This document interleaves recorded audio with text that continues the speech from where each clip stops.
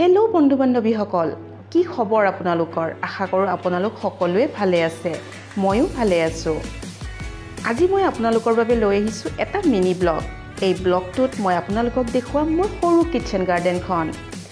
মই মোৰ কিটচেন গাৰ্ডেনখনত ছিজনৰ লগতে বেলেগ বেলেগ খেতি কৰি থাকোঁ। বৰ্তমান মোৰ খেতিত আছে তিতা কেৰেলা। সৰু গছডালত লাগিছে দুটাকৈ সৰু সৰু তিতা কেৰেলা। ভাবিছোঁ তাকে আজি ছিঙি আনো আৰু আজি তাৰে এখন ভাজি বনাম। আৰু লগতে মোৰ কিটচেন গাৰ্ডেনত কি আছে জানেনে?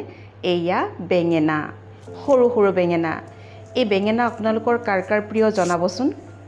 লগতে মই বেঙেনাকেইটাও ছিঙি লৈছোঁ আৰু এই বেঙেনাকেইটা অৱশ্যে বইল কৰি পেলাই চাটনি বনাই খায়ো ভাল লাগে। আপোনালোকে কেনেকৈ খায় মোক কমেণ্ট বক্সত জনাবলৈ নাপাহৰিব। আৰু আজিৰ বাবে ভিডিঅ'টো আছিল ইমানখিনিয়ে। পুনৰ লগ পাম আন এটি নতুন ব্লগৰ সৈতে। Bye bye.